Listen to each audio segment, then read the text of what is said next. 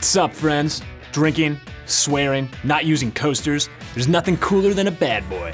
I should know, something of a badass myself. I cried during Airbutt. It was really sad. You know, come to think of it, the notion of the rebellious anti-hero has kind of been done to death in Hollywood and particularly in comic book and action films as of late. With the new Hellboy reboot, yet another flawed, reluctant hero is hitting the big screen. But has this type of character become trope? This week on Heat Vision Breakdown, we look at the oversaturation of anti-heroes and ask how to make them stand out in a crowded landscape.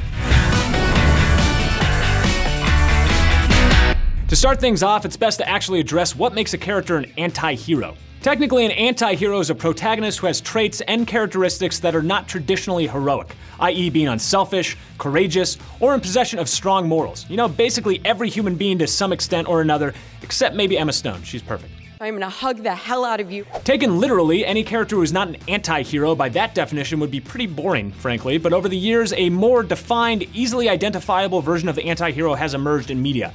A sardonic, self-destructive, narcissistic, wisecracking rogue who begrudgingly saves the day. While such characters can be immensely entertaining and often riveting to watch, when they become the overwhelming majority of on-screen heroes, it can start to feel a bit much. Partying with Post Malone can be a lot of fun, having him crash on your couch for 3 months is a bit much. Your face tattoos are frightening my dog. This particular brand of anti-hero is all over the comic book landscape, from Wolverine, to Iron Man, to Guardians of the Galaxy, to Hellboy.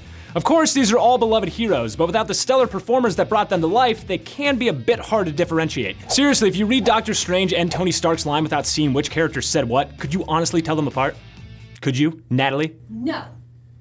There you go. Here's a basic breakdown of pretty much every superhero origin outside of Captain America, Shazam, and Spider-Man, you know, the Boy Scouts, over the past decade and a half.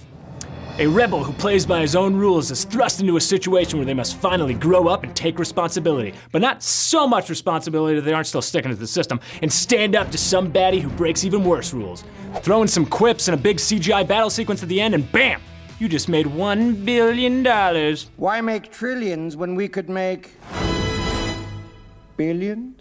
The anti-hero cliche exists outside of comic book movies as well. Han Solo, Sherlock Holmes, both of the Cumberbatch and RDJ persuasion, John Wick, Jack Reacher, every Fast and Furious character, the entire freaking A-team, it's a long list. And if you think it's a trope that only exists in male characters, not only are you a sexist, but you also clearly forgot the bride from Kill Bill, Catwoman, everyone in Ocean's 8, even Arya Stark and really Captain Marvel when you think about it. Her main goal is to eradicate a race of aliens. She doesn't follow the command of her instructor. You know, he's evil, but she doesn't know that yet. And she drops quips with the best of them. Anti-hero. You're welcome. There's a reason these types of characters work.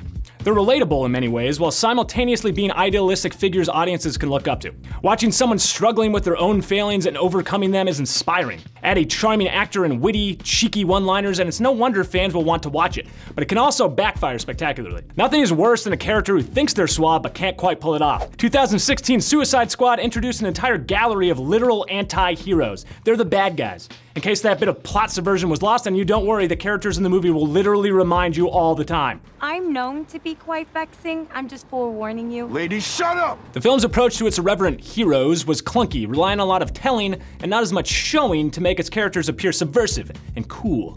The result was a film that was panned by critics and fans, and also made nearly $750 million, won an Oscar, and scored Margot Robbie's Harley Quinn her own spin-off film? Really? Now you might be saying, Pat, you're an idiot.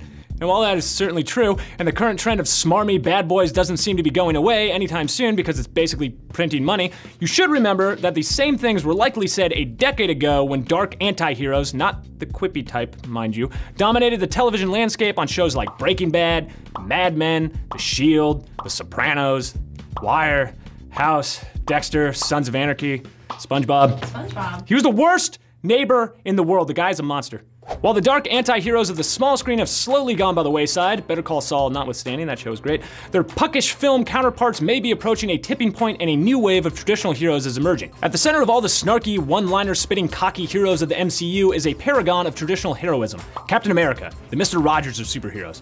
Chris Evans' version of the classic character has been the unwavering central figure holding the Avengers together for nearly a decade now, and all the while doing what is right above all else. Except, you know, maybe that time he and his buddy jumped Tony Stark for getting mad about Bucky murdering his mom.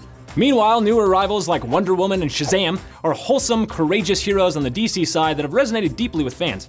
We're still without a Superman, the literal archetype for stalwart superheroes, but it seems unlikely the darker take on the character from Zack Snyder's films will ever return.